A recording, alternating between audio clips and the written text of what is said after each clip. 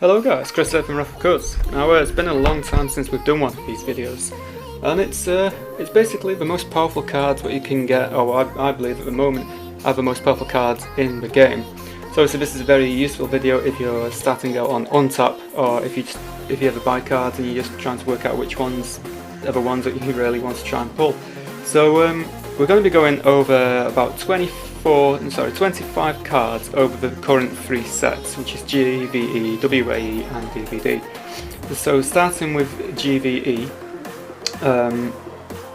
these cards are not exactly in any order other than set order, and we're not necessarily looking at the cost of the card either, we're just looking at the most brutal and disruptive cards in the game.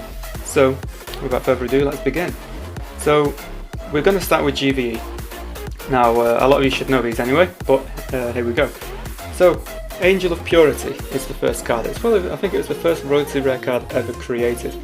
600 to 700 unit, it never misses, and it's got the ability to turn into a 1000 unit until the end of the turn, so that's definitely a card to be recognised. Next up we've got Emerald Worm. Now this Emerald Worm actually comes in one of the starter decks. It's got an attack of 500, 600 HP. It has the ability to burrow itself immediately after it deals damage, which means it can't be dealt damage. And then if you roll a 6, you can have its total attack damage sent directly to the enemy core, even if your enemy has got some defenders in play. Next up is a card from one of the other starter decks, which is Eruptive Fissure. Basically, it just lets you destroy any stack of cards in place. So if your opponent's got a terrain with a unit, a relic and a weapon on it, it destroys all 4 of them cards. Extinction. Now basically you need to choose one type of unit, so like you could choose a human or a dragon or something like that. Both players reveal the cards in their hands and discard all units with the same type. So obviously after you've got, well, it costs 6 elements to get out into play, so by the time turn 5 or 6 comes, you should know what your opponent's playing, and you can easily clear their field and their hand of any units, just hopefully they're not playing the same type of units as you. Then you've got Countdown to Destruction. So this one, I don't really see much play of this, but it is a powerful card. So when it enters, you get to put 5 counters on the wonder, and whenever you charge your core, you get to remove a charge off the wonder. Whenever the last charge is removed, you get to destroy all all units, relics, weapons and wonders that are currently in play. So obviously as you can tell by its name, it just counts down to destruction. Then you've got Mind Wreck. This is a really nice early game card. Look at your opponent's hand and choose a card. Your opponent discards that card. Nice, really nice and fast to play card. Then we're going to be moving on to WAE, so we've got quite a few of these as well. So the first one is Heavy Ballista. It's got 800 attack power with the ranged ability. If you don't know what the ranged ability does, it basically gives you like a pre-attack phase for all units with ranged. So it gets to attack before anything without ranged. And then if you roll 6, you get to destroy any weapon or relic in place. That's really useful. Crystal Golem seems to be a staple card in a lot of decks, just because you can play any colours to play this card. It's an 800 unit, and when he enters, you get to return up to 3 cards when you consume pile back to your hand. So you get to search your discard pile for 3 cards. Even when he misses on a 1, you still get to draw a card. Very powerful unit. When you've got Frost Season, I've recently had this played against me, which is not very nice, because if you've got at least 5 units out in play, you're losing out on 1000 attack worth of power. But it basically says all non-elemental and or non-blue units in play each lose 200 attack power, so yeah, very useful. Ranger Assassin is up next. 400 attack, 500 HP. It's got the ranged ability, so like we've just said, it gets its own pre-attack phase, and it never misses. If you're playing against a cheap deck like a Crylisium deck and she rolls 6, you get an instant killer unit with a play cost of 1, so it's very useful. Then you've got Iris, which is a popular character in the game because she's appeared in GVE and WAE. She's got 600 attack power, 500 HP.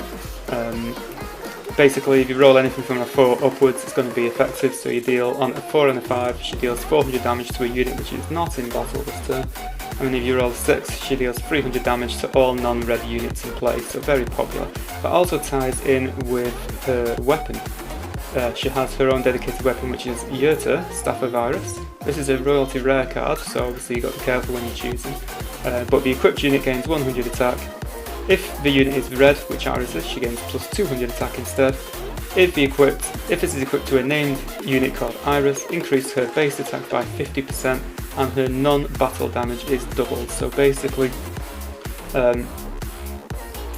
with her base attack is 600, and you equip the Yurta onto her, she becomes a 900 attack, but then she also gains 200 attack power from the previous weapon's ability, what makes her 1100.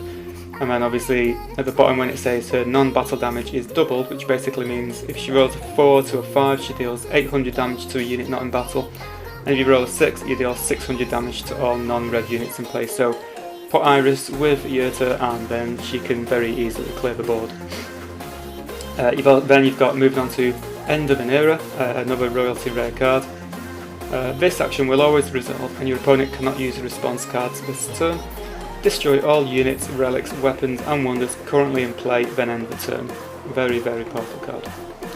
Then you've got the Omega Mage, which is actually a promotional card, so you won't find this on the Game Crafter, but you will find it on Untap, and obviously if you manage to get your hands on one of these by other means physically. So she's a 700-500 unit. Whenever she dies, she's got a chance of coming back to your hand. She never misses, and basically her abilities are just all manners of different things, like you gain 200 HP, or you get to draw a card, or deal 400 damage to the enemy core, or 300 damage to all enemy units in play, or negate all damage dealt to this unit. So she is a very, very powerful card. Now moving on to DVD. So at the moment we're only halfway through DVD, so there's not as many as what we have GVE and WAE obviously. But we have got Hellfire. So you can only play this card if you have a dragon in play. Then you get to deal 400 damage to one unit in play, destroy one unoccupied terrain in play, and your opponent discards a card from their hand. Very powerful card. And you've got Erika and Iris' Promise. This is definitely for a red and blue deck, but it's a wonder, so it stays in play. Whenever a blue unit enters play, recover 400 HP to your core of a maximum 800 per turn. And then whenever a red unit enters play, all your units gain plus 100 attack power this turn, where they each gain a maximum of 300 attack each. Very useful, especially if you're playing red-blue against red and blue. Very, very powerful card. Emperor Wyvern is actually in the pre-constructed deck for the dragons. So whenever it enters, you get to play a dragon or wyvern unit for free from your hand. And then if you roll a 6, you just basically get to destroy any one unit, weapon or relic in play. So that is a really nice little sweeper card there. Then you've got Raynes and Leo's Glory. This is similar to Erika and Iris' Promise because with the design aspect of it. So again, it's another wonder card. When a rare unit in play dies, choose one, and then you get to choose one of 3 options. First one being destroy a wonder currently in play. There's not many of these cards what can destroy wonders. Your opponent discards 3 cards from their hand. Late game, nobody wants to be discarding 3 cards from their hand. Or recover 400 HP to your core. That's a nice little number right there. And finally, for DVD you've got Pandora's Urn. So initially it doesn't do anything. You can only play it on a stack which a unit is not occupying. But whenever you activate your core's ability, charge this relic, and when you have 3 charges on this core, on this relic, sorry, you get to flip this card over. So ideally you want to play this with a core which is easy to utilise, such as the green cores. And then when you do flip it over, it becomes Pandora the Demonette. So she never misses. It's a 900 unit. Roll a 1 and a 5 is a hit, but then rolling a 6, the enemy core loses 500 HP. So big numbers right there. With a really nice artwork to boot as well. Then we've got 2 more types of cards. The Raynes cards, basically, you can't go anywhere without these. They are all royalty rare. Raynes is one of the biggest characters in the game, and he likes to travel across to other homemade trading card games as well. So you've got the GVE version, which is a 500-600 unit. And then if you roll a 6, none of all the non-rare units in play are destroyed. And you've got the WAE version, which is 800-700. His number 6 is you get to destroy a unit in battle with a play cost of 4 or less, and then you get to recover HP to your core equal to that unit's HP.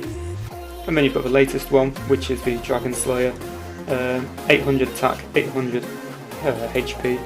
It can attack on the turn it comes into play, and then if you roll a 6, all of your units gain plus 200 HP. Obviously there's multiple other buffs from that as well. Finally, we've got 2 more cards, which are not actually legal for play in physical games, but I think I'm going to allow these cards to be played on the likes of Untap.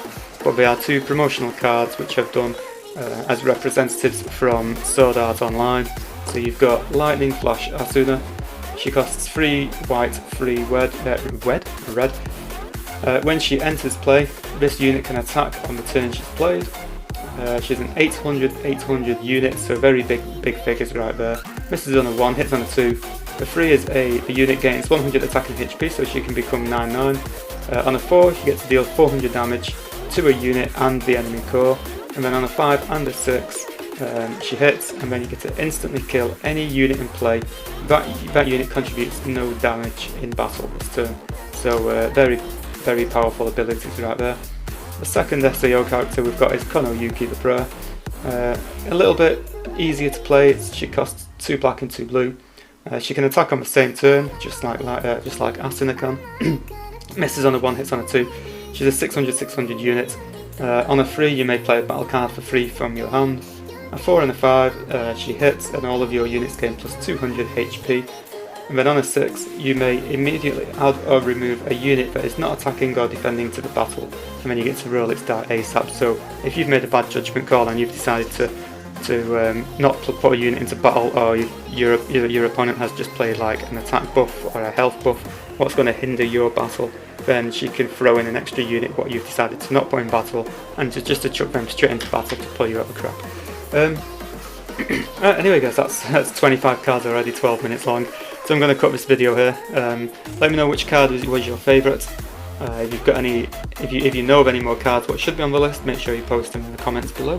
And that's pretty much it, guys. So thanks a lot for watching, and I'll see you in the next video.